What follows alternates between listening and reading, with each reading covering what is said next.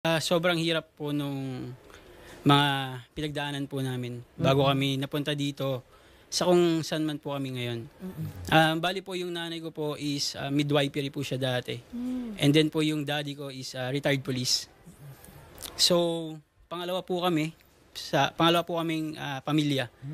So, yung daddy ko po is may first family pa po. Pero, goods naman po kami lahat ng mga kapatid ko. Bali, 7 po kami magkakapatid.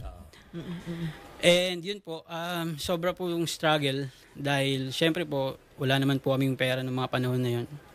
And then, nagtaguyod lang po sa amin is yung papa ko at yung mama ko lang po talaga.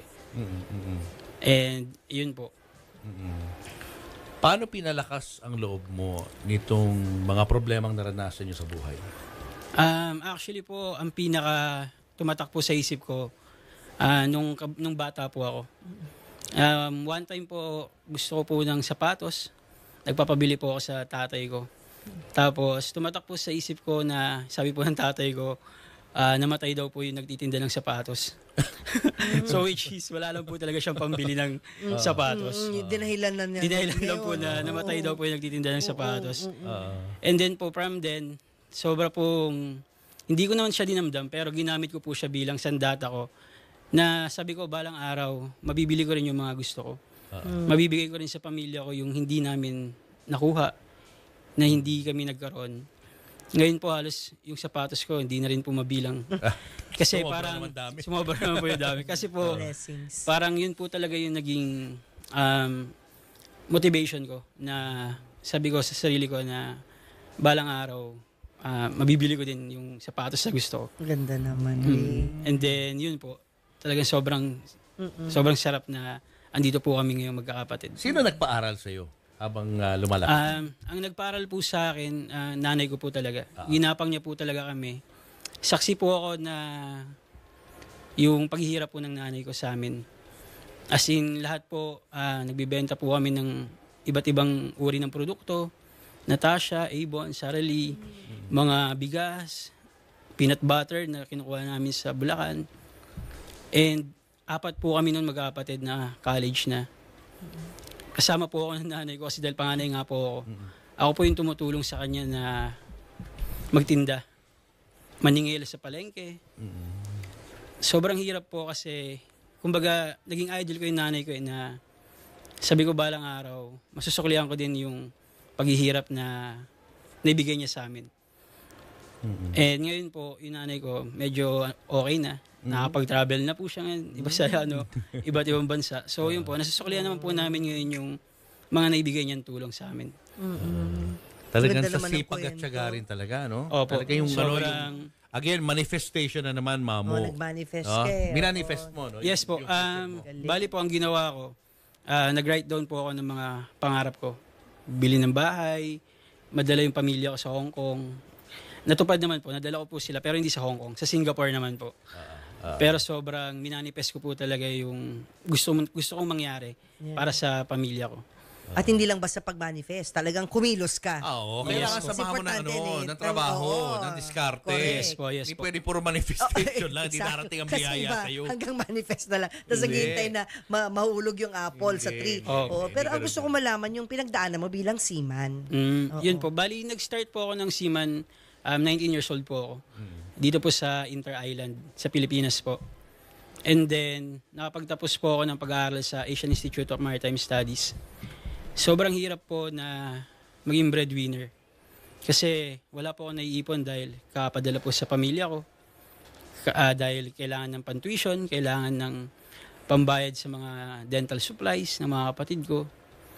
Kaya siguro po hanggang ngayon wala pang asawa dahil para naibigay ko po talaga sa pamilya ko. At hindi naman po ako nagsisisi na naibigay ko lahat sa pamilya ko dahil naging maganda rin po lahat ng buhay ng mga kapatid ko. Kasi po naging mindset ko na kung hindi ko sila tutulungan, baka maging burden din sila sa akin in the future. So ngayon po, lahat sila goods na may pamilya na. Nakakalungkot lang na yun, nakakalungkot na masaya na parang napag-iwanan ako din, may mga pamilya na sila. Pero masarap din na naging part ako ng journey nila kung asan sila ngayon. Diba, bata ka pa. Hindi pa too late. Opo. So, yun po. Sobrang sarap. 11 years po ako nag-seaman. 11 years. And Huminto po ako 2021. Bakit ka Pandemic. huminto? Yun na po, yung nag-open po ako ng dental clinic Ayun na... na. Opo. So talagang target mo talaga na eventually, one day, iiwan mo rin yung pagiging seaman. Bali po, Negosyo. bali po, Sir Julius, dahil nga po yung nanay ko is negosyante rin, nag-try po ako ng iba't ibang negosyo. Nagkaroon po ako ng milk tea shop. May tinawag ko po sa milk tea shop ko is Mighty Sea. Kasi dagat. So nagbibenta ako mga Red Sea yung ano niya. Kulay red yung drink. Kulay red yung drinks, mga ganon. Tapos nag-try din po ako ng pizza, pisonet. Nagtinda din po ako dati ng bata ako, nagtinda po ako ng ice buko. Oo. Problema po, nung nakita ko ng ate ko, binili niya lahat ng ice buko. Kasi parang ayaw niya akong makita na ganon. Nagbibenta? Oo, nagbibenta. Lumakyaw. Sobrang gusto ko po talaga na makatulong din.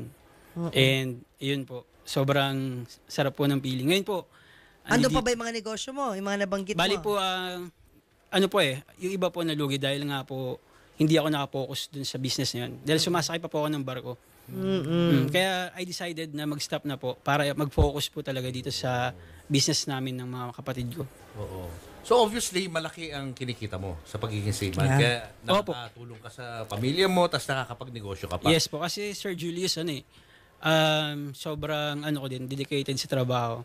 So, halos sunod-sunod din po yung naging promotion ko sa barko. Galing. From deck Anong cadet. trabaho mo sa barko? May I just Anong know? designation? Yung Oo, last designation. po, yung last po na trabaho ko is second officer. Ako po yung nagdo-drawing ng ruta. From one point to another. From China to Brazil. Ako po yung nagdo-drawing nun. Dinodrawing pa pala yun. Yes Kala ko po, may computer mga- lahat eh. May mga computation po yun. Pero ngayon po, ano na po siya, very high-tech na po ngayon. Meron na pong mga technology na i-ano mo lang, automatic na po mag-compute yung destination. Oh, di ba malungkot sa sa barko? Sobra po, Sir Julius. May time po na naranasan namin na distress signal na, yung palubog na talaga yung barko. Ha? Yun po yung last vessel ko. As in talaga pong nag-drag na po kami papunta na kami ng lupa. Buti na lang po na ayos yung engine. Kasi po masama po yung panahon nun sa may Brazil din po. Sa South America ng And then, yun po. Malungkot po, lalo na kapag Pasko. Kasi yung ibang mga kababayan mo sa ibang barko, nagpapatugtog sila ng Christmas song. Naku, Tapos, malungkot naman. Opo, tapos ikaw lang sa bridge mag-isa gabi, madilim. Umiiyak ka na lang po talaga sa lungkot. And yun, naalala ko, sorry po, naalala ko lang yung mga panahon na yun. Tapos, pag may mga problema dumadating sa'yo, galing sa bahay nyo, wala kang magawa kasi andun ka. And yun po, sobrang sarap lang ng feeling na naranasan ko yung lahat.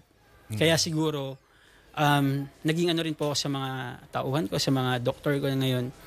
Kasi yung experience ko, sobrang lalim po ng pinanghugutan ko kung bakit gusto ko pong magtagumpay sa buhay. Kasi, yun nga po, hindi naman po kami naging mayaman.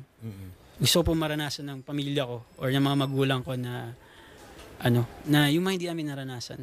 Kaya ngayon po, naibibigay naman po namin ngayon. Kahit papaano. Ganda naman ang Ganda kwento mo, ng kwento. no? Napaka-inspiring Nakakaiyak. ng kwento ng buhay mo. Thank you po. Ray. Oh, ano yung pinakamahirap na pinagdaanan mo habang ikaw ay seaman? Pinakamahirap po na pinagdaanan ko, yun po, yung mga pagsisigaw-sigawan po ako ng mga kapitan. Dati po may kapitan po. Koreano po kasi yung kapitan ko eh. Ang ginagawa po ng kapitan ko na Koreano, lagi niya po sinisigawan. Lahat po ng ginagawa ko, nakikita niya puro mali. Lagi niya po akong minumura ng Korean language. And then one day, sabi niya sa akin, nilapitan niya po ako.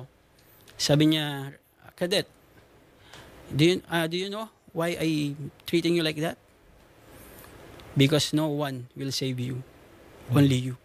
So I'm preparing you to become a captain." Oh. Wow. Akala Meron pala ko siyang purpose, akala ko po yung Pinipersonal ka. purpose niya is to personalize me, di ba? Oo. Pero ang ginawa niya po pala, Pinapatibay niya yung loob mo. opo. Tapos nun, pinromote niya po ako bilang third mate, third officer. From sahod ko po dati, from 40,000, naging 90,000 po to 120. Wow, kinikilabutan ako. Opo. So akala ko po na